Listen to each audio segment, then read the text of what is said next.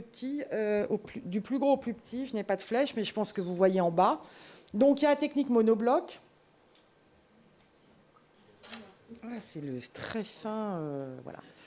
J'ai été du plus gros au plus petit, donc monobloc, on enlève la totalité de la lésion. On y reviendra parce que ça peut être peut-être l'alternative à une biopsie chirurgicale.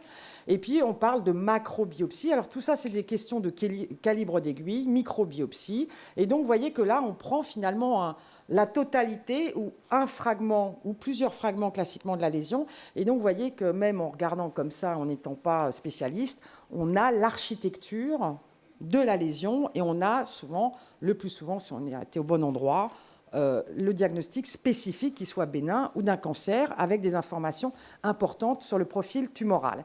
Et puis la cytoponction qui garde sa place, qui est très pratique. Vous voyez, là, on ne prend pas un fragment, mais on va récupérer un suc cellulaire, donc avec des aiguilles très fines. Et on l'utilise encore, par exemple, pour les adénopathies, où on va coupler, quand le ciblage est techniquement difficile, quand il faut aller prélever quelque chose de profond qui fait 3 mm, souvent, on va allier les deux techniques pour ceinture et bretelles, arriver au diagnostic.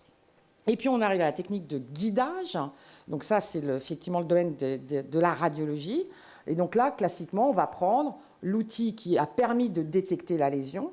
Non seulement ça, parce qu'il peut y avoir plusieurs techniques, et de la technique qui permet la meilleure visualisation et d'assurer la fiabilité du prélèvement. Donc, vous avez les rayons X, c'est la stéréotaxie, c'est des tables dédiées ou des systèmes add-on pour... L'exemple type, c'est prélever des calcifications mammaires.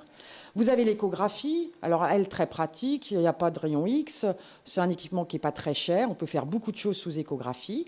Et puis, les nouvelles technologies, l'IRM, où là, c'est plus technique, mais vous allez voir où il y a eu des progrès. Donc, on choisit finalement la technique de prélèvement et la technique de guidage, assurant la meilleure fiabilité pour arriver à un diagnostic, j'allais dire de certitude, anatomopathologique.